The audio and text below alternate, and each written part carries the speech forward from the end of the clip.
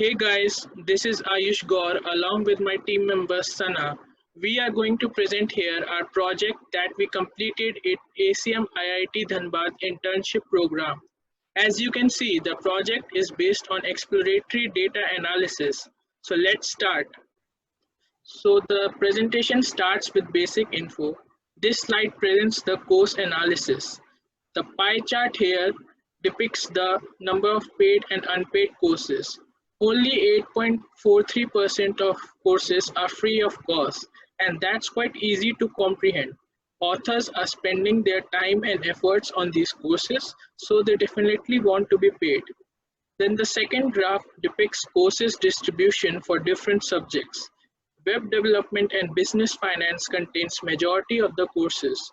If you look closely at the section of musical instruments, you can see that there are more unpaid courses for this subject, while other subjects have reverse stats.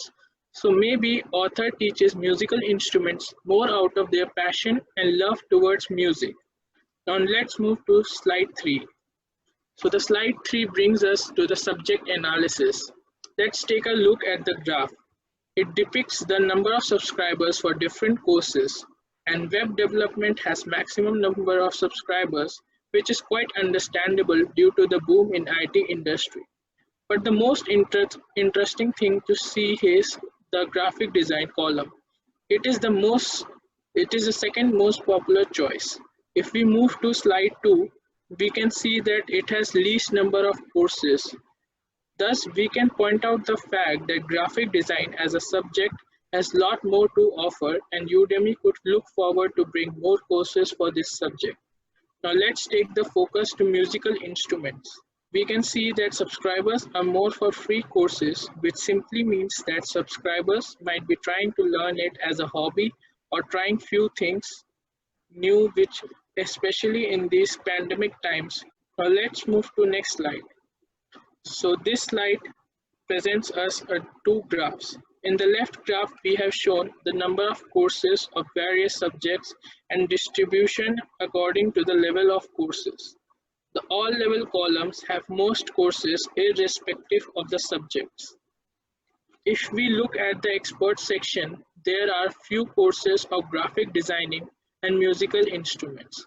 But the huge popularity of the graphic designing as indicated in slide 3, maybe Udemy should bring up some courses in that level. Now in the next graph, subscriber distribution is depicted, and the all level and beginner courses have maximum subscribers. Through this, we can infer that the subscribers might be using online teaching as a way to explore new things, and few of those who find interest in these subjects explore it further.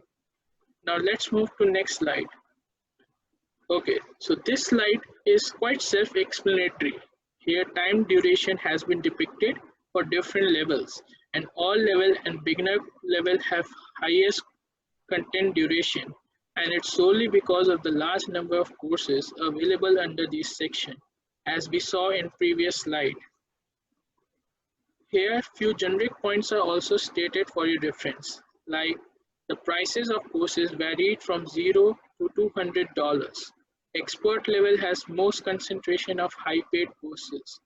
The starting price of beginner level courses are the least. Now let's move to next slide.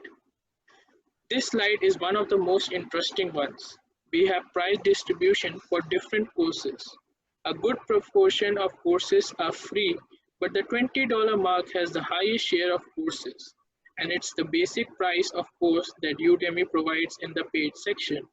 As we go up in the price range, especially in the range of $105 to $190, there are very small peaks. Moving forward to other graphs, well, these graphs are quite important to the Udemy company for revenue generation purpose. Here the all leveler and beginner level provides majority of the revenue for the company. If we analyze revenue generation based on subjects, web development generates the maximum number of revenue. It had large interest of the subscribers, but check out the revenue generated through graphic design.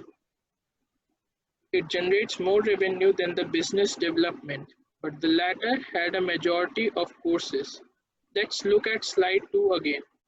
So as you can see, courses of business finance are even higher than the web development. So clearly, the company should look into the potential of this subject, as this could provide a lot more revenue if courses are introduced for it. Moving to next slide, this slide contains 3 graphs. The first graph shows us the number of subscribers for paid and unpaid courses. Second graph shows us the number of reviews for paid and unpaid courses. And the third graph shows us the variation of number of lectures with price. Here, if you see, the higher concentration of review and subscribers are on free courses. In the paid category as well, the highest paid courses have most lectures and reviews. Now moving to next slide. In this slide, we mainly deal about user duration preferences. From the graph on my left-hand side, we can see that most users prefer the courses to have less content duration, mainly because people want to complete a number of courses in a short time. In the second graph on my right-hand side, it is clearly visible that number of reviews increases with the number of subscribers. And hence, this graph depicts a linear relation between the reviews and subscribers. So more the number of reviews you have on a course, more likely you are going to have subscribers for that course. Moving to slide number 9. Here we talk about popular courses. From our comprehensive analysis, 5 most courses are from web development, followed by a course from musical instruments. In web development, we have HTML courses, coding courses, web development bootcamp, website development, and in musical instruments, we have electric guitar lesson courses, which are most popular. Among these popular courses, as you can see from the graph, we have also mentioned the price. So among the popular courses, 2 are paid, which states that paid courses are popular among users too. The popular paid courses from web development cost up to $200, which is a great way to obtain maximum profits. Among these popular courses, users have a high preference when there is a good relaxation between the number of reviews and subscribers. Moving to slide number 10. In this slide, we mainly observe the time series analysis. We observe the amount of courses being uploaded per year up to the year 2017. We observe there's a growth in the courses being uploaded in business finance from 2013. In 2014, we notice a decline in the courses from web development, with musical instruments taking its place. Huge growth in the rate of courses being uploaded from web development can be seen from 2015, and in 2016, web development is the most uploaded course. We also noticed that there is not much growth in business finance between the year 2015 and 2016. Now, to analyze all these irregularities which we observed from these time series analysis, we move to our next 2 slides. Slide number 11. Here we have 2 observations from 2 different sources. One is the Naukri job posting and another is Google job skill dataset. In Naukri job posting, we observe that the growth in demand IT focused jobs.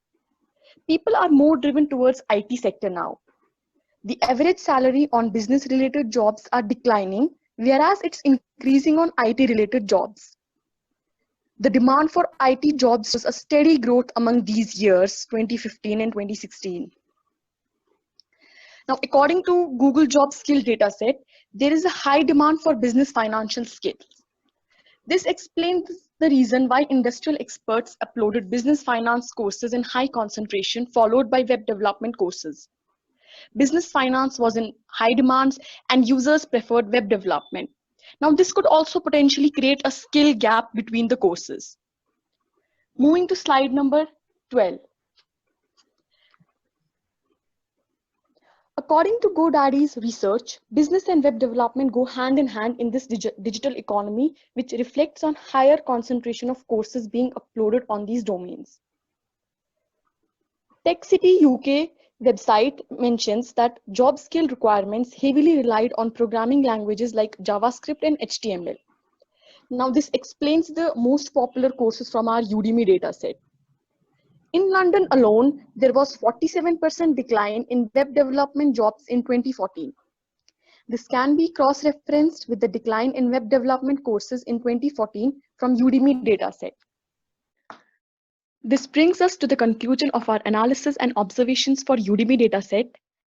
These were the observations for exploratory data analysis. Hope you found them insightful. A special thanks to our mentors, Prakhar Shrivastava and Shantanu Shubham, for guiding us throughout the course. Also, we would like to extend our heartfelt gratitude to ACM Student Chapter IIT Dhanbad for organizing such internship programs. Thank you for watching.